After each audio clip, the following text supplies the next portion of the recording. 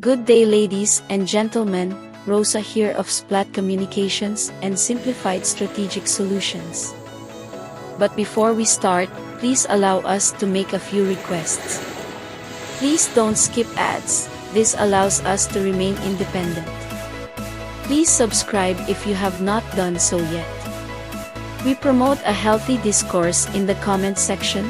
Just be mindful of the words you choose, as this is a direct reflection of you as a person.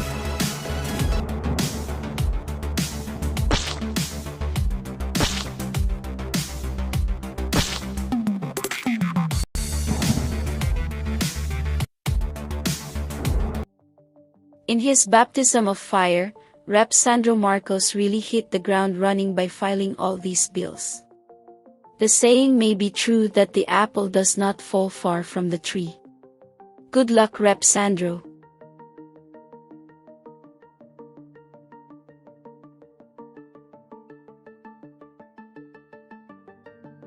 The first 10 bills filed by Representative Ferdinand Alexander Marcos III. House Bill 1, Government Financial Institutions Unified Initiatives to Distressed Enterprises for Economic Recovery Guide. House Bill 3, E-Governance Act. House Bill 4, Internet Transactions Act. House Bill 8, Free Legal Assistance for Police and Soldiers. House Bill 10, Creation of the Virology Institute of the Philippines. House Bill 11, National Defense Act. House Bill 12, Right-Sizing the National Government. House Bill 14, SIM Card Registration Act. House Bill 18, Government Procurement Act. House Bill 20, Apprenticeship Bill.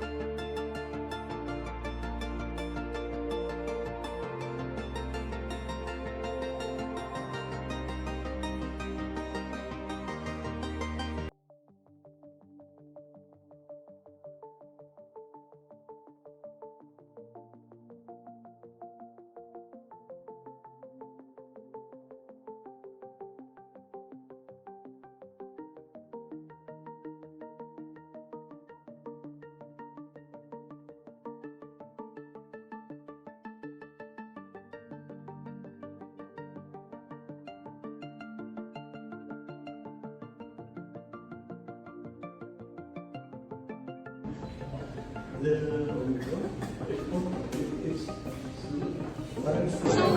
what can you say that you're here in the House as a lawmaker, your first term congressman? It feels peculiar, of course, to be here not as the staff of Majority Floor Leader and incoming Speaker Martin Romualdez, but actually as a representative of the First District. But I look forward to working with my colleagues, and I look forward to these next 3 days that I hope, like I said, will build upon the 2.5 years of experience that I already have in the House. Okay, so any advice that you got from Major and even your dad about doing your job as a congressman? Keep your head down and shut up the first 4 months. Makinig ka lang sa mga tao dahil maraming magagaling dito. So the first few months, just make sure that you're absorbing everything and learning as much as you can. And then any committees that you want to join? I've requested for a number of committees. I don't want to say which committees I've requested for, because at the end of the day, that's at the behest of the Speaker of the House, which is yet to be elected on the 25th. So until then, I will wait for his decisions. But I'm hoping I get the committees I requested for and the numerous requests to be able to contribute to the House. And then lastly for me, what advocacies do you plan to push for? Well, of course, we have to legislate in accordance, or hopefully in support of the current administration. And I ran under the platform of jobs.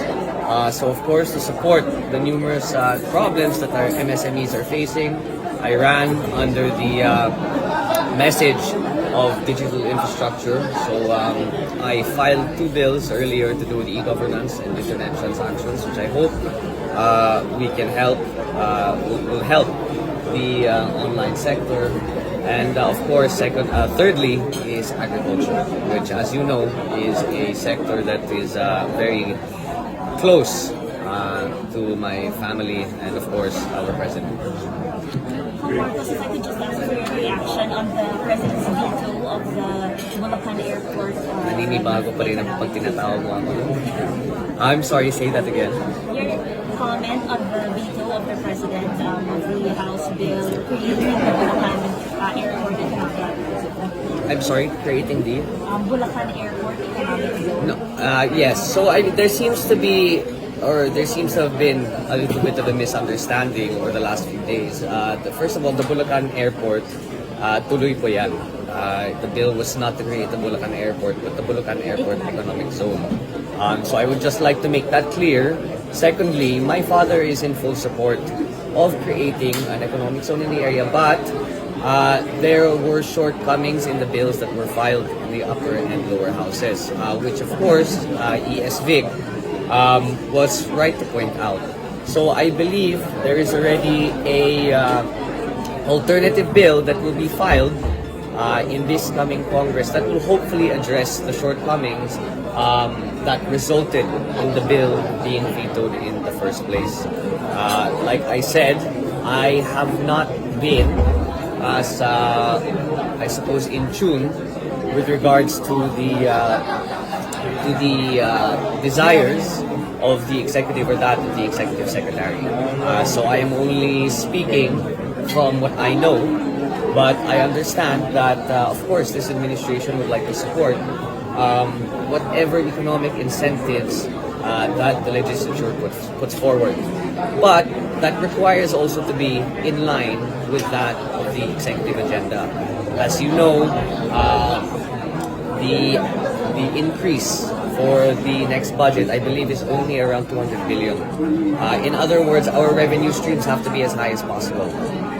So I think that was the other note that the executive secretary made as one of fiscal prudence, and that I guess the tax breaks were too liberal, and I believe there was already something there to do with the authority that the Commission on Audit had over that segment. So, to tell you the truth, ma'am, hindi ko pa pinag-aralan ng mabuti yung bill. I only saw the letter that the Executive Secretary had given in order to veto that bill. But I have spoken to him, and these are the sort of the salient points that he has made.